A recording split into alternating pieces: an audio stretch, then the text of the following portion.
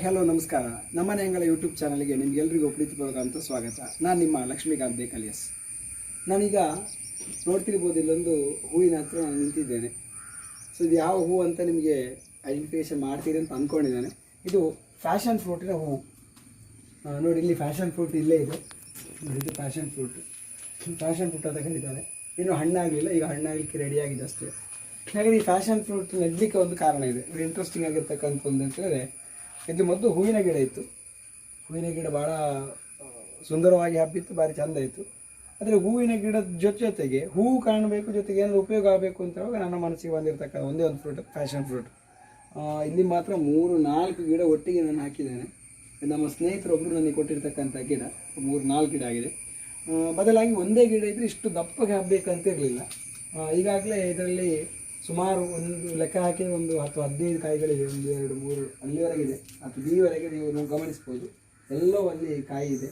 ಸುಮಾರು ಕಾಯಿಗಳು ಇದರಲ್ಲಿ ಆಗಿದೆ, 10-15 ಕಾಯಿಗಳಾಗಿದೆ. ಹಾಗಾದರೆ ಪ್ರಯೋಜನ ಏನು ಅಂತಂದರೆ, ಭಾಳಷ್ಟು ವಿಟಮಿನ್ಸ್ ಇರ್ತಕ್ಕಂಥ ಒಂದು ಫ್ರೂಟ್ ಇದು. ಇದನ್ನು ಕತ್ತರಿಸಿ ಅದನ್ನು ಒಳಗೆ ತೆಗೆದು ನೋಡಿದಾಗ ಅದರಲ್ಲಿ ನಮಗೆ ಒಂದು ಚೀಲದ ಒಂದು ಆಕಾರ ಇದೆ. ಸಣ್ಣ ಸಣ್ಣ ಬೀಜಗಳಿರ್ತದೆ, ಒಂದು ಹಳದಿ ಬಣ್ಣದ ಒಂದು ಫ್ರೂಟ್ಸ್ ಆಗಿರ್ತದೆ. ಸೊ ಅದನ್ನು, ಈ ಹಣ್ಣನ್ನು ಇನ್ನು ನೆಕ್ಸ್ಟ್ ನಾನು ಮುಂದ್ಗಡೆ ಅದನ್ನು ಕಟ್ ಮಾಡಿ ಇದನ್ನು ತೋರಿಸುವಂಥ ಇದನ್ನು ನಾನು ಮುಂದಿನ ಇದರಲ್ಲಿ ತೋರಿಸ್ತೇನೆ ನಿಮಗೆ. ಅದ್ರ ಜೊತೆಗೆ ಇದನ್ನು ನೆಡುವ ಕ್ರಮ ಒಂದು ಈಗಲೇ ತಿಳ್ಕೊಳ್ಳಿಕ್ಕೆ ನಾನು ಹೇಳಲಿಕ್ಕೆ ಇಷ್ಟಪಡ್ತೇನೆ.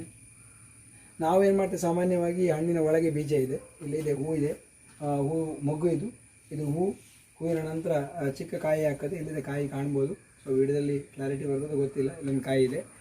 ಕಾಯಿ ಆದಮೇಲೆ ಈ ಬಣ್ಣಕ್ಕೆ ಬರ್ತದೆ. ಇದಾದಮೇಲೆ ಒಂದು ಹಳದಿ ಬಣ್ಣಕ್ಕೆ ತಿರುಗ್ತದೆ. ತದನಂತರ ಅದನ್ನು ನಾವು ಕೊಯ್ ತೆಗೆಯುವಂಥ ಒಂದು ಕೆಲಸವನ್ನು ಮಾಡ್ತೇವೆ. ಹಾಗಾದರೆ ಈ ಗಿಡವನ್ನು ಮಾಡೋದು ಹೇಗೆ? ಈ ಬೀಜವನ್ನು, ಇದನ್ನು ಹಣ್ಣು ಆದ ಕೂಡಲೇ ಈ ಕಾಯಿಯನ್ನು ತೆಗೆದು ಅದನ್ನು ಏನು ಮಾಡ್ಬೋದು, ಬೀಜ ಹಾಕಿ ಗಿಡ ಮಾಡೋದು. ಅದು ಎಲ್ಲದಕ್ಕಿಂತ ಬೆಸ್ಟ್ ಉಪಾಯ ಏನು, ಬೇಗ ಹಣ್ಣಾಗಬೇಕಿದ್ರೆ ಇದರ ಒಂದು ತುದಿಯನ್ನು ಕಟ್ ಮಾಡಬೇಕು. ಎಲ್ಲಿ ಆಗಿದೆಯೋ ಈ ಹೂವು ಹಣ್ಣಾಗಿರ್ತಕ್ಕಂಥ ತುದಿ, ಆ ತುದಿ ಭಾಗ ಆ ಕಡೆ ಇದೆ, ಅದನ್ನು ಕತ್ತರಿಸಿ ಅದನ್ನೊಂದು ಪ್ಲಾಸ್ಟಿಕ್ ಕವರಲ್ಲಿ ಹಾಕಿ ಅದನ್ನು ನೆಟ್ಟರೆ ಬಹುಬೇಗ ಇಷ್ಟೇ ಎತ್ತರದಲ್ಲಿ ಹೋಗುವಾಗ ನಮಗೆ ಕಾಯಿಗಳು ಸಿಗ್ತದೆ. ನಾನು ಸಾಮಾನ್ಯವಾಗಿ ತುಂಬ ತಿಂಗಳು ಕಾದೆ, ಇದು ಒಂದು ಹಣ್ಣಾಗಲಿಕ್ಕೆ ತುಂಬ ತಿಂಗಳು ಕಾದೆ. ಬಟ್ ನಿಮಗೆ ಭಾಳ ಸುಲಭದಲ್ಲಿ ಈ ಗಿಡವನ್ನು ಮಾಡಬೇಕಿದ್ರೆ ಯಾರಾದರೂ ಫ್ಯಾಷನ್ ಫ್ರೂಟ್ ಇರ್ತಕ್ಕಂಥ ಮನೆಗೆ ಭೇಟಿ ಕೊಡಿ. ಅಲ್ಲಿ ಕೂಡ ಏನು ಮಾಡಿ ಆ ಫ್ಯಾಷನ್ ಫ್ರೂಟಿನ ಗಿಡವನ್ನು ತಗೊಳ್ಳಿ, ಒಂದು ಸಣ್ಣ ಪೀಸ್ ಅವರಲ್ಲಿ ಕೇಳಿ ಅದನ್ನು ಗಿಡ ಮಾಡಿದರೆ ನಿಮ್ಮನೆಯ ಅಂಗಳದಲ್ಲಿ ಕೂಡ ಇದೇ ರೀತಿ ಒಂದು ಟೆರೇಸ್ ಇದ್ದರೆ ಖಂಡಿತವಾಗಲೂ ಬಿಟ್ಟು ಸೌಂದರ್ಯವನ್ನು ಹೆಚ್ಚಿಸ್ಕೊಳ್ತದೆ. ಜೊತೆಗೆ ಹಕ್ಕಿ ಕೂಡ ಇಲ್ಲಿ ಗೂಡನ್ನು ಕಟ್ಟಿ ಅದರ ಸಂತಾನಾಭಿವೃದ್ಧಿ ಮಾಡಲಿಕ್ಕೂ ನೀವು ಕಾರಣೀಕರ್ತರಾಗ್ತೀರಿ. ಹಾಗಾಗಿ ಇಂಥ ಒಂದು ಫ್ಯಾಷನ್ ಫ್ರೂಟ್ ಗಿಡವನ್ನು ಪರಿಚಯ ಮಾಡಲಿಕ್ಕೆ ಇಷ್ಟಪಡ್ತಾ ಈ ವಿಡಿಯೋವನ್ನು ಸಂಪೂರ್ಣ ನೋಡೋದಕ್ಕೆ ನಿಮಗೆ ಧನ್ಯವಾದಗಳು.